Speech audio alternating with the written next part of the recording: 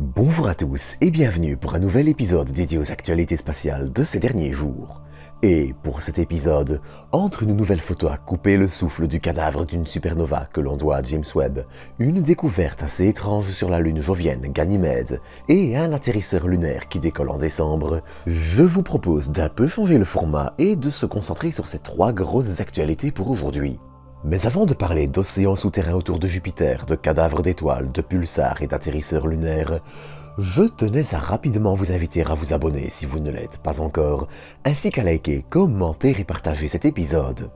Sur ce, pour commencer, je vous propose de vous raconter une petite histoire se déroulant sur un petit millénaire de l'histoire humaine. Rien que ça, vous allez voir. En 1731, l'astronome amateur britannique John Davis observe une nébuleuse pour la première fois. Cette nébuleuse sera surtout redécouverte par le français Charles Messier en 1758, alors que ce dernier recherche la comète de Halley qui doit apparaître dans cette région du ciel à cette période. Je vous fais la version courte car c'est un point qui mériterait un épisode dédié, mais c'est entre autres la nébuleuse du crabe qui poussera Messier à créer son catalogue afin d'éviter de confondre ces objets avec des comètes. Aujourd'hui, la nébuleuse du crabe est le premier objet du catalogue de Messier, ce qui lui vaut le nom de Messier 1, et le catalogue de Messier est devenu une référence chez les astronomes amateurs pour sa richesse et ses objets facilement observables. Voilà pour la digression. Au début des années 1900, en revanche, les premières photographies de la nébuleuse prises à quelques années d'écart permettent de révéler que la nébuleuse semble s'étendre assez rapidement. En fait, les premières estimations vont autour d'un début d'expansion il y a environ 900 ans, indiquant qu'elle est probablement le fruit d'une supernova, une explosion d'étoiles arrivée en fin de vie. Cela lancera alors une « chasse » aux nouvelles étoiles dans les récits historiques. Et ce serait une belle réussite. En 1054, dans la période prévue, des astronomes japonais, chinois et arabes observent une nouvelle étoile dans cette portion du ciel, étoile qui devient alors la plus brillante du ciel nocturne, plus brillante encore que Jupiter ou Vénus et seulement dépassée par la Lune.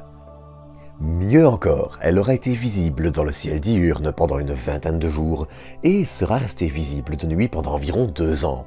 Située à environ 6200 années-lumière et large d'environ 11, la nébuleuse du crabe est ainsi le fruit d'une supernova qui a explosé en 1054 et est en continuelle expansion depuis. Et cette expansion se voit sur des périodes assez courtes. En comparant des images prises entre 1940 et 2008, son expansion et la façon dont elle commence à voiler certaines étoiles est assez frappante.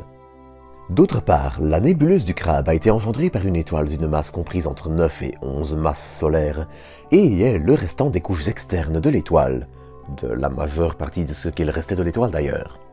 Je ne vais néanmoins pas m'attarder trop longtemps sur le sujet des supernovas, car j'en ai déjà parlé sur l'épisode sur Bételgeuse que je vous mettrai en écran de fin, mais alors que les couches externes de l'étoile ont été chassées dans le vide spatial pour former la nébuleuse du crabe, le cœur de l'étoile, lui, a aussi eu un destin intéressant.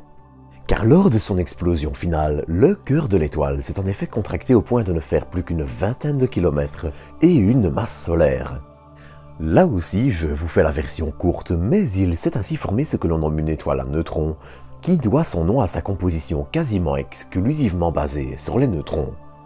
Grosso modo, ce qu'il s'est passé, c'est que les atomes ont été tellement compressés qu'ils n'existent plus vraiment, et que l'étoile n'est plus qu'une bouillie de neutrons. Mais en plus d'être une étoile à neutrons, elle est aussi un pulsar. Un pulsar tourne extrêmement vite sur lui-même et émet aussi des ondes radio concentrées par son champ magnétique, alors que l'étoile tourne sur elle-même toutes les 33 millisecondes. D'ailleurs, c'est le pulsar de la nébuleuse du crabe, photographié ici en lumière visible par Hubble en rouge et en rayon X par Chandra pour les couleurs bleues, qui permit de définitivement écarter l'hypothèse extraterrestre de ces signaux radio alors étranges. Découvert en 1967, la connaissance des pulsars a été grandement améliorée par la nébuleuse du crabe et son pulsar, permettant de comprendre leur nature à peine 1 an après leur découverte, alors que le pulsar du crabe fut découvert à son tour. Le pulsar du crabe a ainsi joué un rôle crucial dans la compréhension de ces objets et dans leur étude de façon générale. Sa proximité et sa relative jeunesse en font ainsi une cible de choix. D'ailleurs, pour terminer avec lui, le pulsar du crabe voit son environnement direct évoluer au fil des jours dans la nébuleuse du crabe, en plus de présenter quasiment toutes les étrangetés des pulsars, pulses géants, irrégularités. L'un dans l'autre, la nébuleuse du crabe et les pulsars sont définitivement un sujet dont on reparlera. Mais vous comprendrez maintenant probablement pourquoi la publication de cette image de la nébuleuse du crabe prise par James Webb est importante. En plus d'être, il faut l'avouer, tout simplement magnifique, les observations de Webb et Hubble il y a plus de 20 ans ont énormément à nous apprendre sur les supernovas, l'évolution des nébuleuses et même les pulsars. D'autant que de nouvelles observations de la nébuleuse par Hubble sont prévues permettant de comparer son évolution sur 20 ans et mieux mettre en contexte les observations de Webb.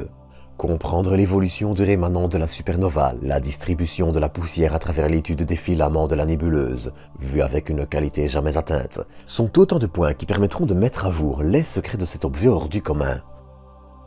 Mais un autre objet allait aussi faire parler de lui, et cette fois dans notre environnement immédiat. Mais d'abord, un petit retour en arrière s'impose. Le 7 juin 2021, la sonde américaine Juno survolait la lune jovienne Ganymède à 1046 km seulement, nous fournissant au passage la magnifique image que vous voyez actuellement. Mais Juno allait aussi faire plus que prendre des photos. Elle allait en profiter pour, à l'aide de son spectromètre, analyser la composition d'une partie de la surface de la Lune, qui s'offre d'ailleurs un diamètre de 5200 km, soit 400 de plus que Mercure.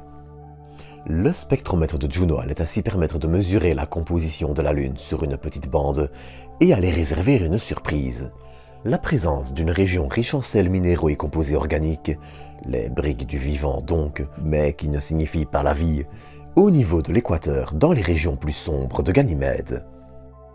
Il s'agit probablement de composés remontés de son océan souterrain assez récemment à l'échelle des temps géologiques, et ceux-ci sont une intéressante surprise. Je vous la fais courte, mais les particules ionisées et les électrons envoyés vers Ganymède par le puissant champ magnétique de Jupiter ont toujours été vus et sont une réelle menace existentielle pour ces composés. Leur découverte près de l'équateur permet donc de valider une hypothèse qui était déjà assez solide et qui veut que le faible champ magnétique de Ganymède permette, au moins à l'équateur, de protéger ces composés du puissant champ magnétique de Jupiter et des particules énergétiques qui vont avec. Enfin, pour terminer, le vol inaugural du nouveau lanceur Vulcan de United Launch Alliance est désormais attendu pour le 24 décembre 2023 et il sera l'occasion de voir l'atterrisseur lunaire Peregrine de l'américain Astrobotics s'envoler vers notre satellite. Après un voyage vers la Lune d'environ un mois, il devrait se poser sur notre satellite et y opérer pendant environ une semaine avant que la nuit lunaire ne le prive d'électricité et ne mette fin à sa mission, de façon comparable à Chandrayaan 3. Mais ça, on en reparlera encore le moment venu. D'ici là, à bientôt pour de nouvelles doses d'espace.